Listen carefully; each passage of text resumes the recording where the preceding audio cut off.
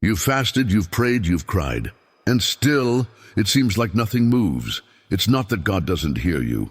It's that no one ever really explained what is actually happening in the spiritual realm when you decide to set aside your plate and stand before Him. Today, I'm going to reveal 5 truths that almost no one dares to tell you. And once you understand the last one, you will never fast the same way again. And you will never again feel like your sacrifice goes unnoticed in heaven. Imagine for a moment your last time fasting. Maybe you closed the door, pushed the plate away, tried to pray, felt hungry, tired, distracted. And when it was all over, you didn't see any signs. Silence, attacks, confusion, questions. Am I doing something wrong? Does God really see this? Or am I just starving myself for nothing? What almost no one explained to you is that from the very first moment you decide to set apart a time of fasting from your heart, something moves in the unseen. This is not spiritual theater. It's not emotion. It is a real response from God. But if you don't understand what happens behind the veil, you can waste that window. You can sabotage what God is activating. And you can walk out of a fast the same or even worse, believing nothing changed, when heaven had already begun opening over your life. That's why in this message, you're not going to hear empty theory. We are going into 5 deep and practical truths about what God does when you fast the right way. And if you've ever felt like your fast was ignored, stay with this until the end. Because the 5th truth explains why so many people give up right before seeing the answer that was already on its way. Before we go into the first truth, I want you to do something simple. Think of one area of your life where you feel stuck. Family, health, finances, purpose, internal bondage, battles in your mind. Hold it in your thoughts. Because as you listen to each truth, you're going to recognize where God has already started working, even if you hadn't realized it yet. First truth, when you fast correctly, God gives you prioritized access in the unseen. This is not arrogant access, and it's not a position of superiority over others. It is God's response to a heart that chooses to humble itself in a genuine way. Normally, when you speak with God, He listens. But there are moments when His response aligns with times, processes, and seasons that He understands better than you do. In fasting, when your heart is surrendered with sincerity, a special window opens where your words, your cries, your seeking receive an intense level of attention. Picture this scene, a massive room filled with voices, millions speaking at the same time, requests, tears, promises. In the middle of that noise, there is something God honors in a special way, a heart that chooses to turn down the volume of everything else just to hear Him, even at the cost of its own comfort. True fasting is exactly that, deciding that your hunger for God's presence weighs more than the hunger in your stomach, that your need for His direction weighs more than your need to feel comfortable. When you do that, in the spiritual realm, you are not doing something small. You are proving with actions what many only say with words. God, you are first. That inner move creates a window. Not because you are buying favors, but because you are aligning your heart at a level of focus where you are more receptive, more sensitive, more available. Now imagine this picture. You've set aside a day to fast, from morning until night. That block of hours is not empty time. It's a private room. It's as if heaven said, you have an open line. Talk to me, listen to me. But this is where many lose their access. They fast, but they don't open their mouth. They don't pause to talk to God. They don't lay down their burdens. They don't present themselves honestly. They let the hours pass distracted, scrolling, consuming content, in conversations and activities, without actually using that space of intimacy. It's like being granted an audience with the King, only for Him to find you sitting there in silence, staring at the floor, not saying a word. The access was there. The privilege was real. But you didn't use it. So if you've ever fasted and felt like nothing happened, check this. In those hours, did you really stand before God with intention? Or were you just counting down the time until you could eat again? When you combine your fast with genuine seeking, with real prayer, with honest confession, with deep gratitude, with attentive listening, the prioritized access becomes a place where things are decided over your life, your home, and your purpose. And here, I want to invite you to something. If while you're listening to this, you recognize that many times you fasted without using that access, write it down. Acknowledge it inside. Not to condemn yourself, but to decide that your next fast will not be empty. And if you'd like, share your experience in the comments at the end, because your story can help others who have felt the same way. Second truth, when you fast, God begins a deep cleansing process in areas you hadn't even identified. There are things inside you that do not fall off with human willpower alone. Old burdens, silent guilt, thoughts that sabotage you, habits you've dragged along for years, wounds you never named because you were taught to be strong on the outside while you were breaking on the inside. During fasting, as you expose yourself to God's presence, a cleansing begins. Many times you can't even describe it with words, but you feel it. It doesn't always start with fire. Sometimes it starts with discomfort. You start to see yourself more clearly.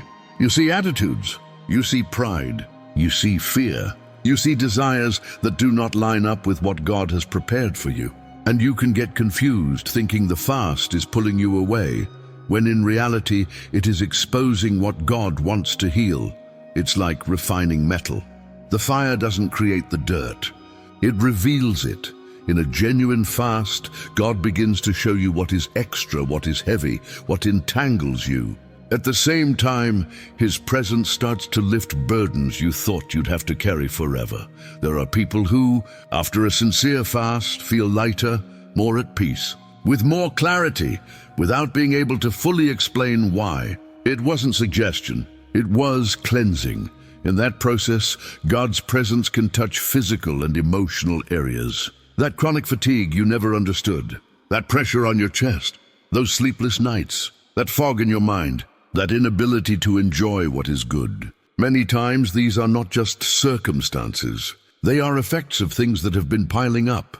In fasting, the atmosphere shifts, not because you are perfect, but because you are showing up vulnerable. That is why it is so important that during a fast, you don't only ask for external things. Take moments to say, God, show me what you need to deal with in me. Clean me on the inside. Align what is twisted. That prayer, made from a surrendered heart in a time of fasting, carries a special weight. And even if you don't see lightning fall from heaven, something is being adjusted. If you're listening to this while you're in the middle of a fast, or you've been struggling with dark areas inside you, understand this: God does not waste your sacrifice. That discomfort you feel may be the beginning of your healing. Don't run from it. Don't cover it up. Surrender it. Third truth: while your body grows weaker, your spirit is strengthened and promoted. On the outside, you look more fragile. Dark circles, hunger, less energy. But in the unseen, the opposite is happening. You are weakening a part of you that often dominates your decisions, impulses, whims, quick reactions, the need for instant gratification. By denying yourself something legitimate, food, for a consecrated time, you are training a powerful capacity, saying no to what screams, so you can say yes to what remains. This is not about despising your body or punishing yourself. It's about putting the voices in order. The voice of your physical hunger is loud. The voice of your emotional cravings is loud. The voice of your negative thoughts is loud. But when you choose to fast with understanding, you are placing your spirit in a position of leadership.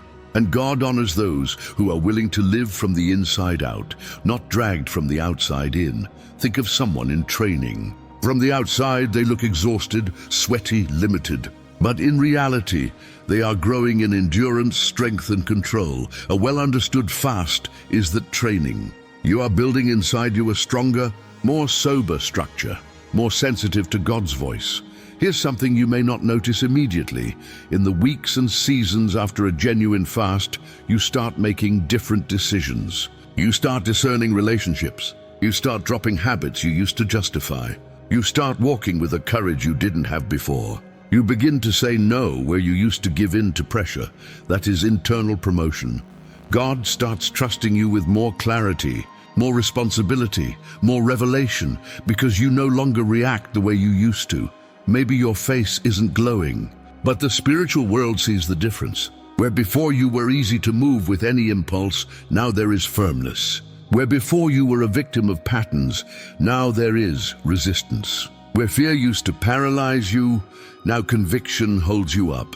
This promotion rarely comes with applause. It shows up quietly when God allows you to carry what would have crushed you before. So don't underestimate what is happening inside you when you feel physically weaker in a fast.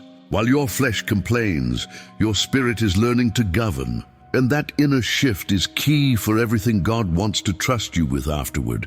Right here, take a moment inside yourself and ask, have I allowed my impulses, my cravings, my unfiltered character to rule my life? If the answer is yes, this is a powerful reason not to abandon fasting, but to live it with purpose.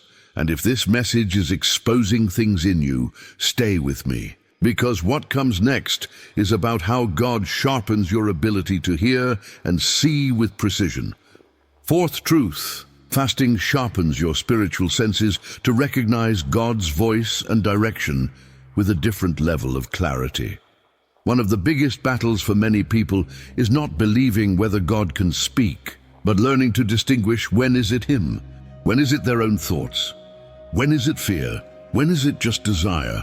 Daily life is full of noise, opinions, news, content, comparisons, everything competing to sit at the center of your attention.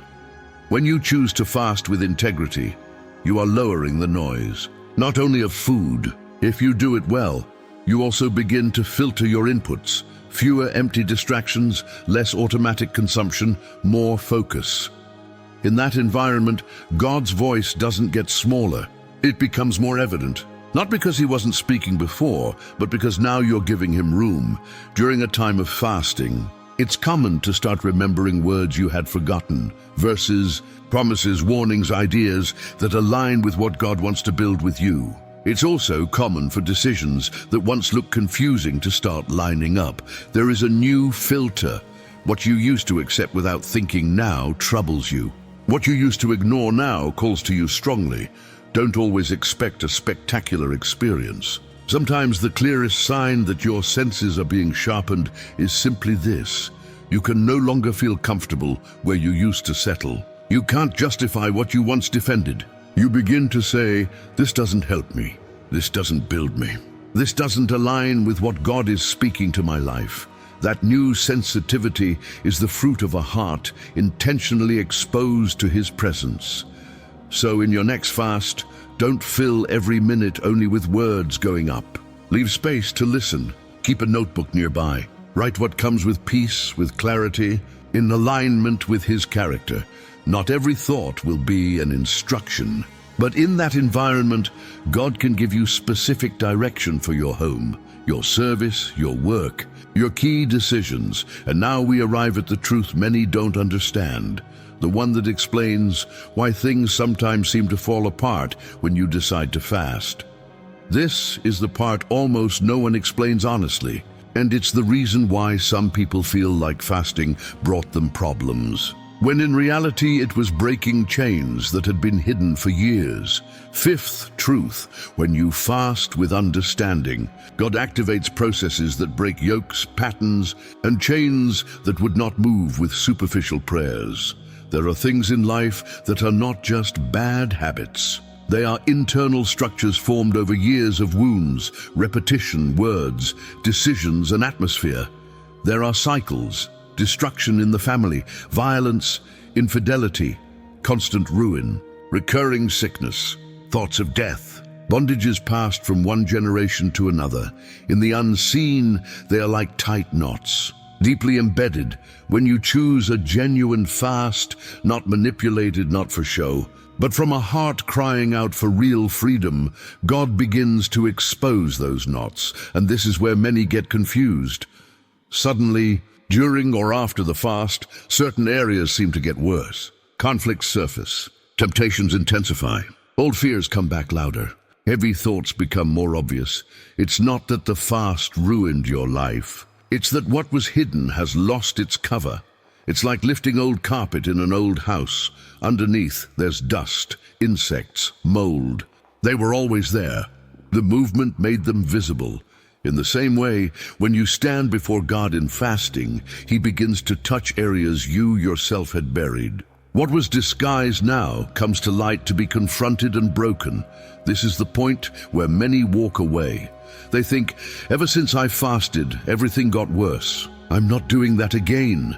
Without knowing, they were inches away from a definitive breakthrough. Fasting, combined with a surrendered heart and a firm decision to obey what God shows you, becomes a powerful tool to break chains that held you on the inside for years. That's why this fifth truth is so serious. When you fast like this, God is not only listening to your list of requests, He goes to the root, and the root is not always comfortable, but if you persevere, if you stay in pursuit, if you choose to believe that what is coming to light is for your healing and not your condemnation, you begin to see real change, restored relationships, ordered thoughts, habits defeated, doors opening that once seemed locked by an invisible force. Now listen carefully. Nothing God breaks during or after a fast is broken by your human strength alone. It's not your mental toughness. It's not your capacity to endure hunger. It is His hand responding to a surrendered heart.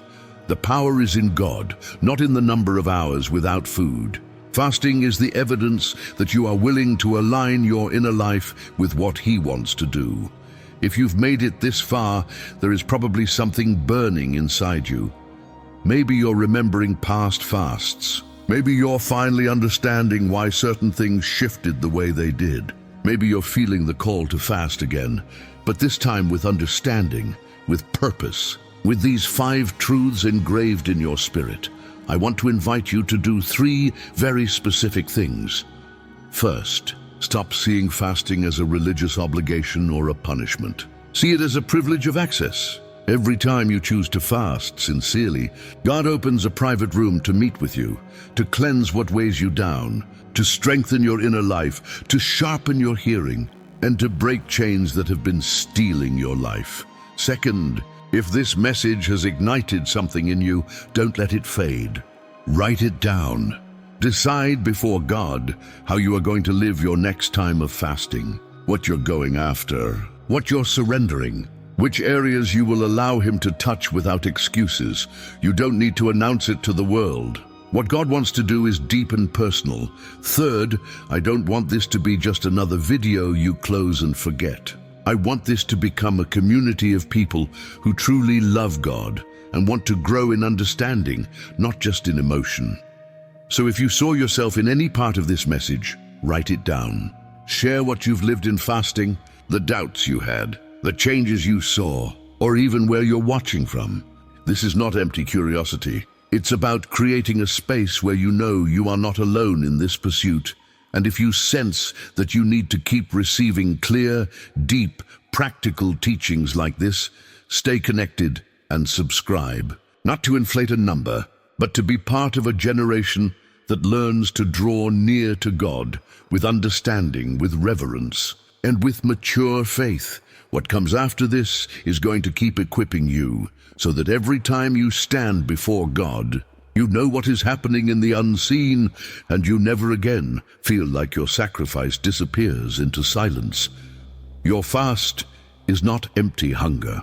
It is a language God understands.